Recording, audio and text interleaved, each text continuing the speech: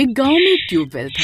सुबह के समय गांव की औरतें उस ट्यूबवेल से पानी भरती थी और दिन के समय गांव के लड़के उस ट्यूबवेल में नहाया करते थे। सब कुछ बढ़िया चल रहा था। फिर एक दिन वो काली रात आती है। गांव में सफेद साड़ी पहने एक चुड़ैल औरत आती है और ट्यूबवेल पर बैठकर अपने बाल धोने लगती है। उसके नाखून बड़े बड़े होते हैं। अजी, ये इतनी रात गए ट्यूबवेल की मोटर किसने चला दी? आज से पहले तो कभी ऐसा नहीं हुआ। अरे लगता है किसी जानवर ने मोटर का बटन दबा दिया होगा, जिस वजह से ट्यूबवेल चालू हो गया होगा। फिर रीमा खिड़की से झांक कर देखती है तो उसे एक औरत सफेद साड़ी में ट्यूबवेल पर बैठी हुई दिखती है। उसकी पीठ रीमा की तरफ होती है, इसलिए वो उसका चेहरा नहीं देख पाती। अच्छा देखिए तो कोई औरत है जो ट्यूबवेल में अपने बाल धो रही है। कितनी बेवकूफ औरत है जो इतनी रात गए बाल धो रही है। इसे किसी का डर भी नहीं है जी। फिर वो दोनों उसे खिड़की से देखते रहते हैं और कुछ देर बाद बाल धोने के बाद वो औरत वहाँ से चली जाती है और जंगल के अंधेरे में कहीं गायब हो जाती है।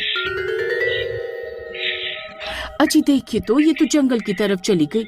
ये मुझे हमारे गांव की तो नहीं लगती। फिर अगले दिन सब गांव वाले ट्यूबवेल पर इकट्ठा होते हैं। तभी एक औरत रीमा के घर के आगे से निकलती है। अरे कमला बहन, ये ट्यूबवेल पर भीड़ कैसी? सब लोग वहाँ क्या झांक झांक कर देख रहे हैं? अरे रीमा बहन, तुम्हें नहीं पता क्या? ट्यूबवेल में पानी की जगह खून भरा हुआ है। क्या खून?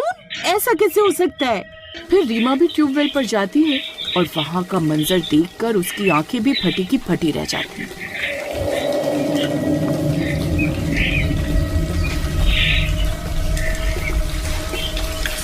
ट्यूबवेल में पानी की जगह खून भरा होता है।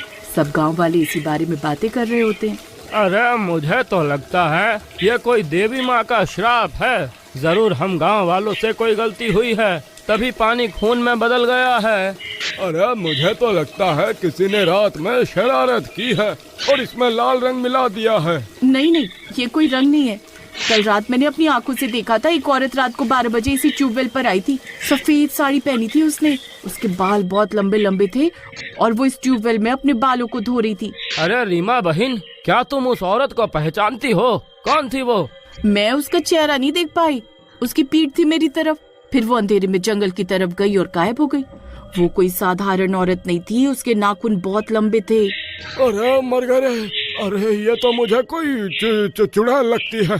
कोई आम औरत भला रात गए ट्यूबवेल पर बाल धोने क्यों जाएगी? हो सकता है आज रात वो फिर से ट्यूबवेल पर आए। हम सबको चौकन्ना रहना होगा।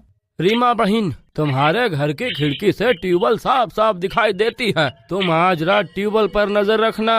अगर कुछ भी अजीब लगे तो जोर जोर से आवाज लगाना। हम सब गांव वाले तुरंत यहाँ पहुँच जाएंगे। ठीक है, मैं आज रात इस ट्यूबवेल पर नजर रखूंगी। फिर सब गांव वाले अपने अपने घर चले जाते हैं। रीमा भी अपने घर चली जाती है। तभी हीरा भी खेत से घर लौटता है। रीमा उसे सारी बात बताती है। अरे बहुत अजीब बात है। मुझे तो बहुत डर लग रहा है रीमा। अरे ये कोई आम औरत नहीं हो सकती। भला आधी रात को ट्यूबवेल पर बाल कौन धोता है? ट्यूबवेल से सबसे नजदीक हमारा ही घर है। अगर गांव वालों की बात सच हुई और वो चुड़ैल निकली तो सबसे ज्यादा खतरा हमें ही है। अजी डरने की कोई बात नहीं है जी। गांव वालों ने कहा है कोई भी गड़बड़ हो तो जोर जोर से आवाज लगाना, वो सब इकट्ठा हो जाएंगे। आप डरिए नहीं। फिर थोड़ी देर में रात हो जाती है। जंगल से अजीब अजीब सी डरावनी आवाजें आने लगती हैं। गली के सारे कुत्ते रोने लगते हैं। हे भगवान, अरे ये क्या हो रहा है? रीमा, अरे ये सब संकेत तो किसी अशुभ घटना के होने का संकेत दे रहे हैं। तभी वो देखते हैं कि जंगल के अंधेरे से एक औरत सफेद साड़ी पहने ट्यूबवेल की तरफ आ रही होती है। उसने घूंघट किया हुआ होता है, इसलिए वो उसका चेहरा नहीं देख पाते, लेकिन उसके नाखून लंबे होते हैं। तभी हीरा की नजर उसके पैरों की तरफ जाती है और उसकी आंखें फटी की फटी रह जाती है। अरे रीमा, अरे उसके पैरों की तरफ देखो, वो उल्टे हैं। चुड़ैल! अजी ये तो चुड़ैल है। अरे मर गए रे, गाँव वालों का शक सही। तभी वो चुड़ैल ट्यूबवेल पर आती है, अपना घूंघट हटाती है और अपने बाल धोने लगती है। चुड़ैल! चुड़ैल! अयो चुड़ैल! गाँव वालों यहाँ चुड़ैल है, ट्यूबवेल पर चुड़ैल है, चुड़ैल चुड़ैल। अरे मर गए रे। अरे बेवकूफ औरत, चिल्ला क्यों रही है? अरे मरना चाहती है क्या? अजी आप डरिए नहीं जी, गांव वालों ने कहा था कुछ भी गड़बड़ लगे तो जोर जोर से हमें पुकारना, हम सब आ जाएंगे। फिर हीरा खिड़की से झांक कर इधर उधर गली में देखता है तो वहाँ कोई नहीं होता। तभी रीमा के शोर मचाने की वजह से उस चुड़ैल का ध्यान उनकी तरफ आ जाता है। वो उनके घर को देखकर गुर्राने लगती है। अरे मर गए रे। अरे मुझे तो कोई भी गांव वाला इधर आता हुआ दिखाई नहीं दे रहा है। ये नास मिटे गांव वाले हमें आज मरवा कर ही छोड़ेंगे। अरे रीमा, तुम्हें शोर नहीं मचाना चाहिए था। हाय रे, अरे अब क्या होगा? वो नास मिटी चुड़ैल यही देख रही है रीमा। अरे जल्दी कुछ करो, वो यहाँ आ गई तो हमें कच्चा खा जाएगी। अरे ये सब तुम्हारी बेवकूफी की वजह से ही हो रहा है। अजी इसमें मेरी क्या गलती है जी? मुझे तो गांव वालों ने कहा था शोर मचाने को, अब उन्होंने हमें धोखा दे दिया तो मैं क्या करूं? अरे अब तुम कुछ मत करो भाग्यवान, अब जो करना है वो चुड़ैल ही करेगी। वो देखो तुम्हारी अम्मा इसी और आ रही है। अरे हाय रे, अरे मर गए रे, अब हम नहीं बचने वाले। फिर वो चुड़ैल गुस्से में रीमा के घर की ओर आ रही होती है।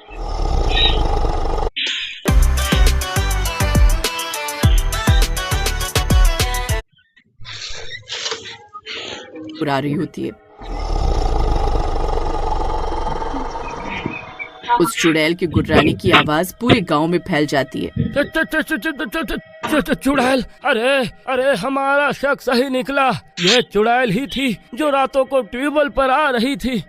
अजय हमें रीमा भाभी की मदद करनी चाहिए, नहीं तो वो चुड़ैल उन्हें मार डालेगी। अरे पागल, दिखाई नहीं दे रहा क्या? पूरी गली सुनसान पड़ी है, कोई भी घर से बाहर नहीं निकल रहा, सब घर में छुपे हुए हैं। अगर हम दोनों उनकी मदद के लिए गए तो हम भी उनके साथ मारे जाएंगे। मैं तो ना जाने वाला बाबा। हाँ। फिर चुड़ैल रीमा के घर के बाहर पहुंचकर घर के अंदर का रास्ता ढूंढने लगती है। डर के मारे वो दोनों घर की छत की ओर भागने लगते हैं।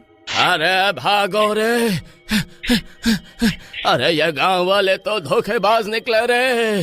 अरे हाय रीमा, जल्दी भागो, यह चुड़ैल हमें नहीं छोड़ने वाली।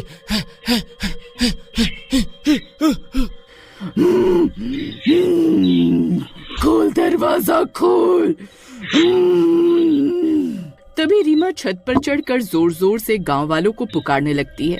गांव वालों, हमारी मदद करो, हमें धोखा मत दो, ये चुड़ैल हमें मार डालेगी। अजी चलो ना, रीमा और हीरा भैया को हमारी जरूरत है, नहीं तो वो चुड़ैल उन्हें मार डालेगी। अरे तुम्हारा दिमाग खराब हो गया है क्या? मैं कहीं नहीं जाने वाला, तुम्हें जाना है तो जाओ। हाँ। रीमा की दर्द भरी आवाज सुनकर गांव की सभी औरतें घरों से बाहर निकल जाती हैं। सबके हाथों में मशालें होती हैं। रीमा बहन, तुम घबराओ नहीं, गांव के मर्द तो डरपोक निकले, लेकिन हम औरतें तुम्हारा साथ जरूर देंगी। फिर सारी औरतें अकेले उस चुड़ैल का सामना करने निकल पड़ती हैं।